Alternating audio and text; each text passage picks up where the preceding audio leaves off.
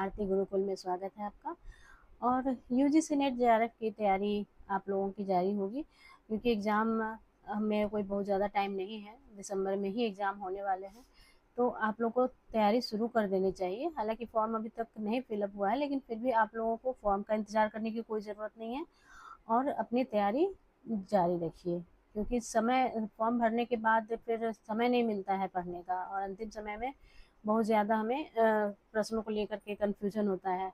तो आप लोग तैयारी अभी से ही शुरू कर दीजिए, ताकि बिना किसी एक्स्ट्रा टेंशन के आप अपनी तैयारी कर सकें और एग्ज़ाम में अच्छे रिजल्ट आ सकें। तो चलिए, कहानियों की इस श्रृंखला में हम आज शुरू करते हैं फणीश्वर नाथ रेणु की कहानी लाल पान की बेगम। यह कहानी बहुत ही इम्पोर्टेंट है और एग्ज़ाम में इससे ज़रूर से कुछ न कुछ प्रश्न आते ही हैं।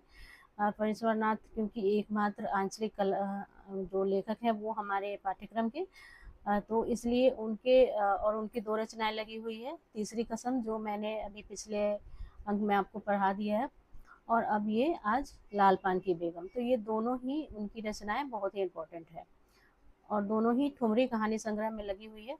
तो चलिए आगे शुरू करते हैं।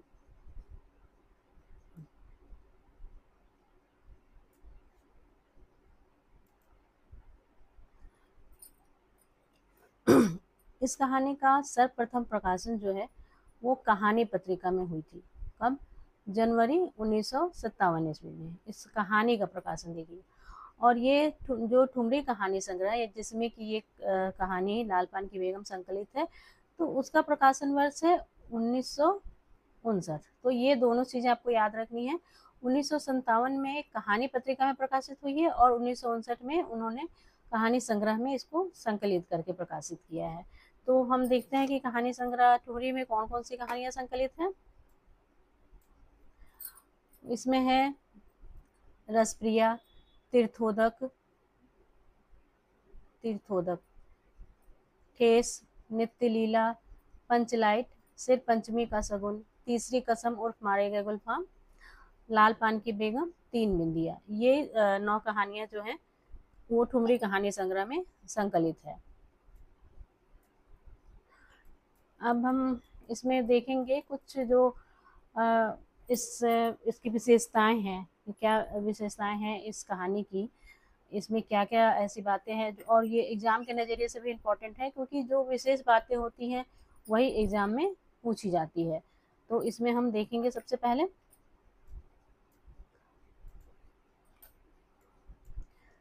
पहले है कि ये आंचलिक पृष्ठभूमि में एक स्त्री की आत्माभिमान की आकांक्षा की अभिव्यक्ति है।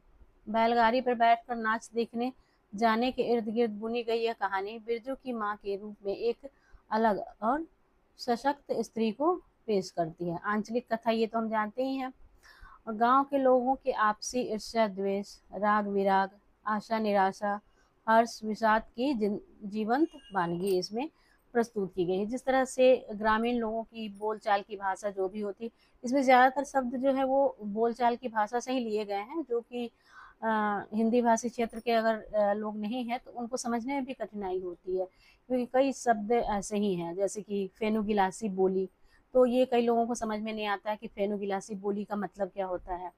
लेकिन आप अगर अपने पिता से या दादा से इससे पूछेंगे तो उनको समझ में आ जाए, क्योंकि फोनो गिलास एक शब्द है जो कि उस चीज़ को कहा जाए, जैसे पुराने ज़माने में जो गाना बजाने वाला जो डेस्क होता था, गोल होता था, तो उसको कहा जाता था फोनो गिलास। उसको लोग ग्रामीण भाषा में उसको फोनो गिलास कहते थे। तो वही चीज़ उसको जो उसमें बोली होता था, जो गाना चलता था, तो वो लोगों को अच्छा लगता था, मीठा आवाज़ लगता था उसको।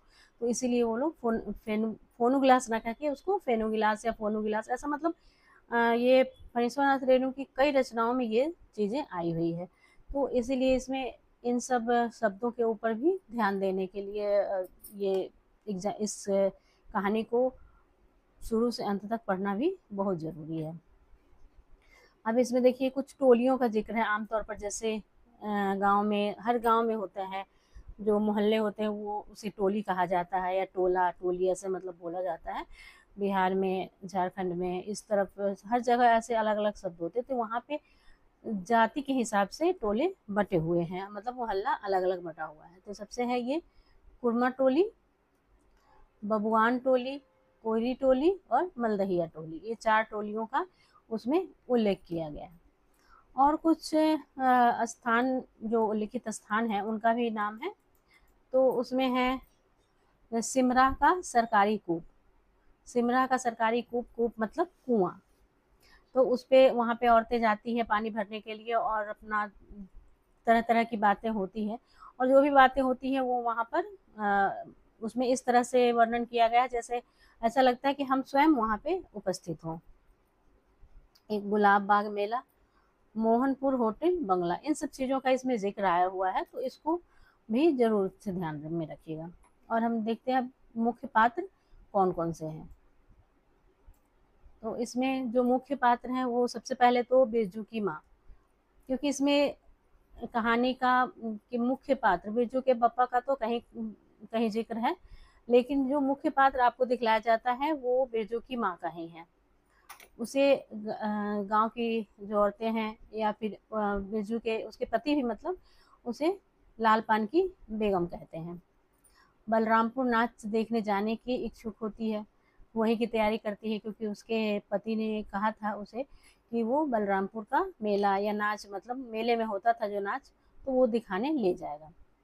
महावीर जी को रोट चढ़ाने की मनौती मानती है, मतलब वो पहले कभी मानी हुई थी, वो बाकी रहता है, तो वो मानती है कि इस बार मैं वो मनौती पूरा कर दूँ। महावीर जी यानी कि हनुमान जी को रोट एक तरह का लड्डू होता है जो आटे की रोटी बना करके फिर उसको मीठे में मिला के बनाया जाता है, तो वो महावीर जी को वो मनौती मानती है।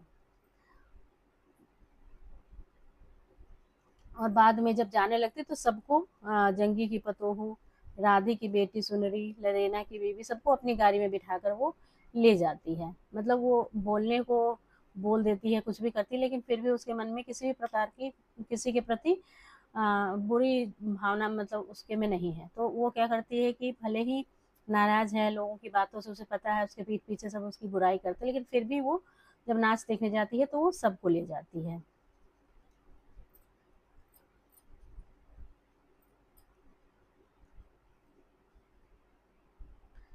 बिरजू के बप्पा, बिरजू के ये सर्वे सेटलमेंट में 5 बीघा जमीन हासिल की हुई है उन्होंने, और इसी वजह से गांव के लोग जलते भी है।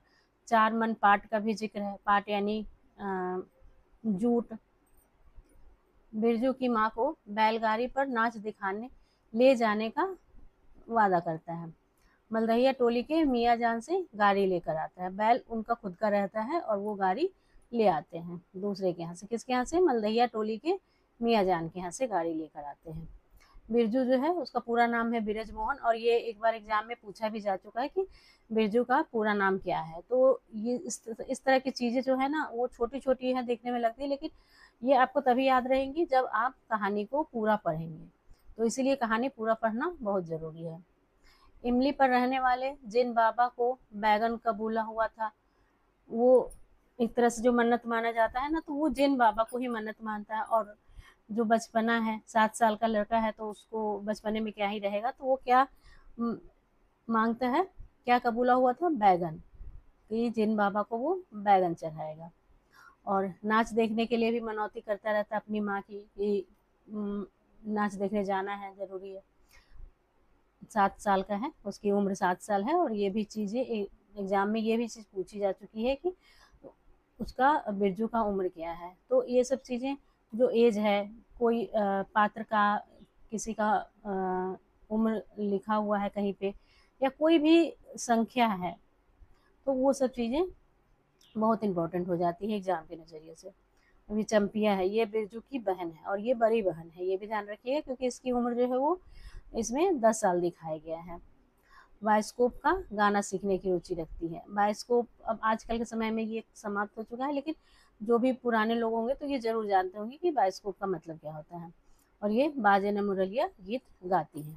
इसमें कुछ गौण पात्र भी है, कहने को गौण पात्र है, लेकिन एग्जाम के नज़रिए से भी इम्पोर्टेंट हो जाते हैं, क्योंकि कभी कभी एग्जाम में गौण पात्रों के ऊपर भी इस तरह के प्रश्न बना दिए जाते हैं कि वो हमें कंफ्यूजन हो जाती है। एक है ये जंगी की पतोहू है, जो रेलवे स्टेशन के पास की लड़की, इसे टीसन वाली कहते हैं। बिरजू की माँ से नहीं डरती बिल्कुल, कुर्मा टोली में रहती है। इसके ससुर जो है वो चोर है और पति डकैत है, और इसीलिए ये भाई, अब ससुर चोर और पति डकैत रहेगा तो वो खुद भी मुंहजोर रहेगी। तो वही इसमें लिखा हुआ है कि मुंहजोर मतलब कि लड़ाकू रहती है, और वो किसी से भी गांव में डरती नहीं है। मखनी फुआ है जो तंबाकू की शौकीन है और बिरजू के घर रखवाली के लिए रुकती है। बाबू साहब, ये जमींदार है, जमींदार को वहाँ बाबू साहब कहते हैं। तो ये ध्यान रखिएगा कि मखनी फुआ जो है वो बिरजू के घर रखवाली के लिए रुकती है, वो मेला देखने नहीं जाती। अगर आपसे हो सकता है एग्जाम में इस तरह का भी प्रश्न आ जाए कि मेला देखने के लिए कौन कौन जाता है और कौन कौन नहीं जाता है, तो इस तरह के प्रश्न आ जाते हैं एग्जाम में, और इसके लिए आपको ये ध्यान रखना है कि मखनी फुआ जो है वो मेला देखने नहीं जाती है।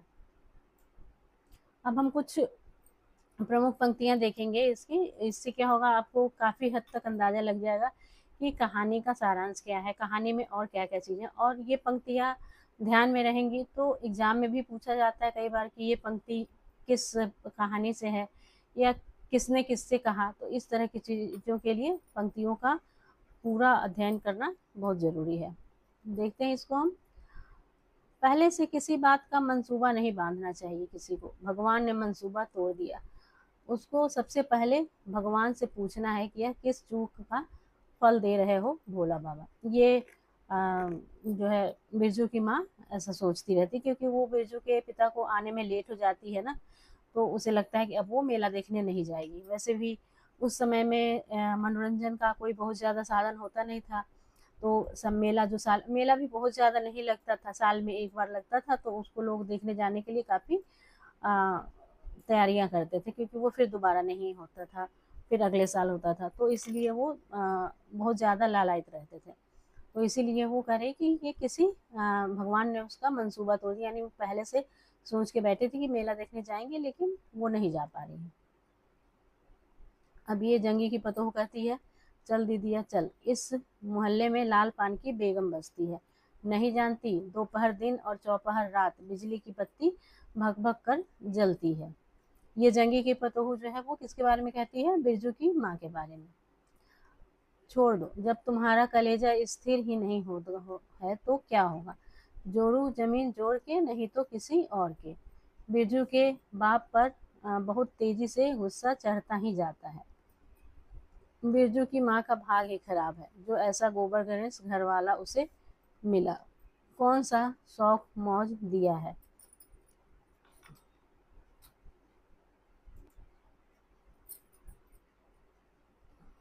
उसके मर्द ने। कोल्हू के बैल की तरह खटकर सारी उम्र काट दी इसके यहाँ, कभी एक पैसे की जलेबी भी ला कर दी है इसके खसम ने। वो अपने पति के ऊपर काफ़ी क्रोधित है, क्योंकि उसका पति जो है वो समय से घर नहीं आता है, और उसे मेला देखने जाने में नहीं लग रहा था, उम्मीद खत्म हो रही थी, लग रहा था कि अब वो शायद नहीं जा पाएगी, तो इसीलिए वो ये सब चीज़ें अपने पति के बारे में बोल रही है।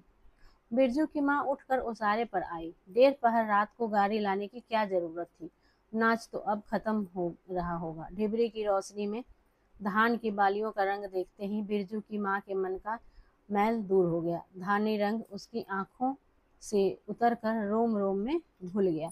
वो जब बिरजू के पिता आते हैं तो क्या लेकर के आते हैं, धान की बालियाँ, धान की जो ताज़ा ताज़ा बालियाँ होती हैं, तो उसको वो लेकर के आते हैं, जिसको देख करके बिरजू की माँ का मन खुश हो जाता है, क्योंकि धान की बालियाँ, किसान के लिए धान या उसका फसल ही उसका सबसे बड़ा धन होता है, तो इसीलिए वो उसको देख करके खुश हो जाती है।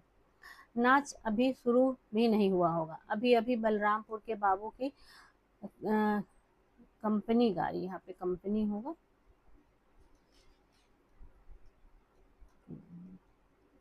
कंपनी गाड़ी मोहनपुर होटल बंगला से हाकिम साहब को लाने गई है। इस साल आखिरी नाच है, पंचशीश टट्टी में खोस दे अपने खेत का है। पंचशीश किसको बोलते हैं, ये भी एक जो है वो वहाँ की भाषा है, ग्रामीण भाषा है, आंचलिक भाषा में कहा गया है। पंचशीश का मतलब उसी को कहा जाता है जो धान की बालियाँ होती हैं, तो 5 बालियों को उसी को पंचशीश बोलते हैं। उसको वो जो पहली बालियाँ होती है उसे ले आकर के अपने घर में, ये टट्टी इसका यहाँ पे इसका मतलब होता है कि जो फूस का जो घर होता है उसको उसी में बोलते हैं, तो उसमें बोलते हैं कि उसको फूस के रख दो धान की बालियों को। ये अपने खेत का है, अपने खेत का। उलझती हुई बिरजू की माँ ने पूछा, पक गए धान? नहीं, 10 दिन में अगहन चढ़ते चढ़ते लाल होकर झुक जाएंगी सारी खेत की बालियां। मलदहिया टोली पर जा रहा था, अपने खेत में धान देखकर आंखें जुड़ा गई। सच कहता हूँ, पंचशीश तोड़ते समय उंगलियां कांप रही थी मेरी।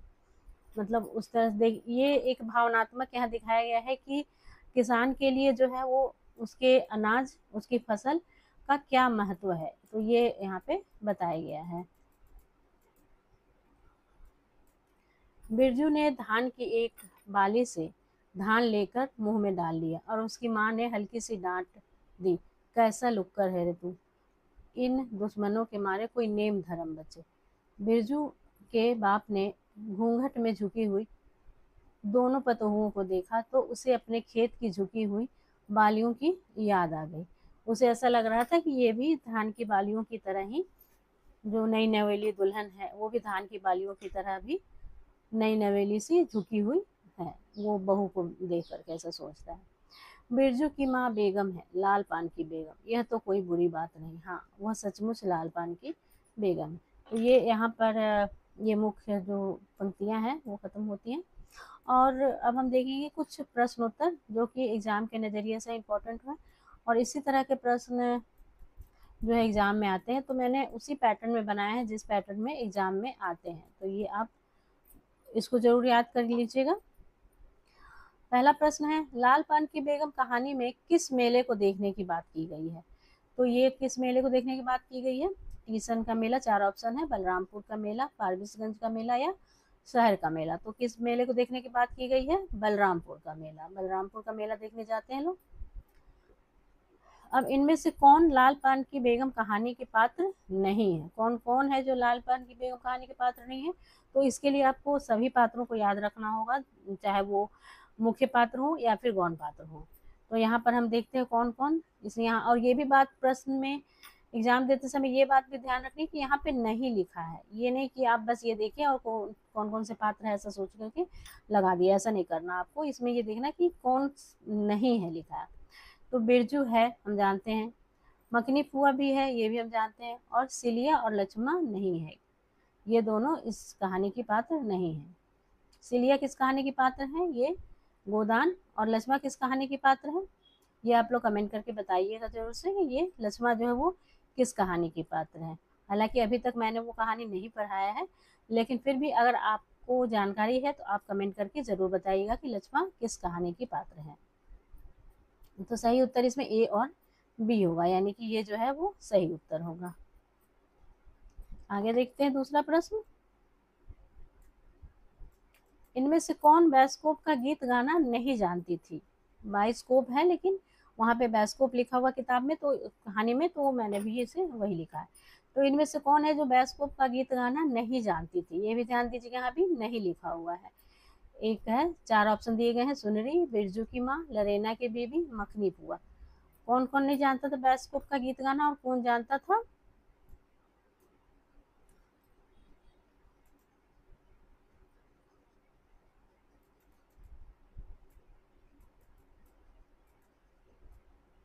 तो इसमें से कौन कौन जानता था? सुनरी जानती थी और लरेना की बीबी जानती थी। मखनी पुआ तो बिल्कुल नहीं जानती थी और बिरजू की माँ भी नहीं जानती थी। बस 2 लोग कौन थे इसमें से? सुनरी और लरेना की बीबी, यानी कि ए और सी। तो इसका सही उत्तर होगा ए और सी, यहाँ पे है, ये इसका सही उत्तर होगा। इस कहानी में एक जगह आगे नाथ न पीछे पगहिया, इस तरह की बातें होती हैं। तो ये बात का इसमें प्रश्न है कि ये जो कथन है ये कौन कहता है? ये कथन कौन कहता है? 4 ऑप्शन है, सुनरी, बिरजू की माँ, लरेना की बीवी या जंगी की पतोहू। कौन कहता है ये सब?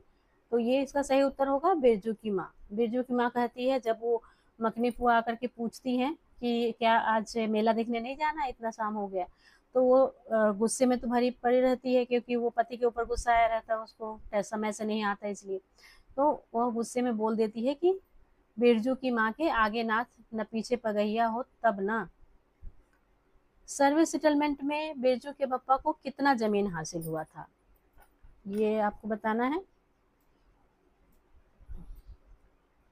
4 ऑप्शन दिए गए हैं, 6 बीघा, 7 बीघा, 4 बीघा या 5 बीघा। तो कितना हासिल हुआ था? सही उत्तर है 5 बीघा। और उसने क्या लगाया था? उसमें पाट का खेती किया था। 5 बीघा में पाट की खेती हुई थी, जो कि पाट की खेती हो चुकी थी, खत्म हो गई थी, और उसके बाद अब क्या लगा हुआ था? धान लगा हुआ था।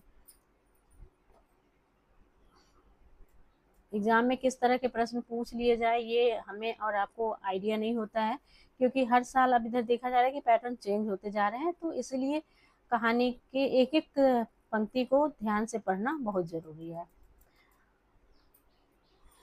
हम यहाँ देखते हैं कि लाल पान की बेगम कहानी के विषय में सत्य कथन कौन कौन सा है। ये 5 ऑप्शन दिए गए हैं, इसमें से आपको बताना है कि कौन कौन सा सत्य है। यह कहानी ठुमरी कहानी संग्रह में संकलित नहीं है। इस कहानी का प्रकाशन वर्ष 1957 है। इस कहानी का प्रकाशन कहानी पत्रिका में हुआ था। इस कहानी में बिरजू और चंपिया की उम्र क्रमशः 7 साल और 10 साल है। चंपिया को बाजे न मुरलिया गीत गाना नहीं आता है।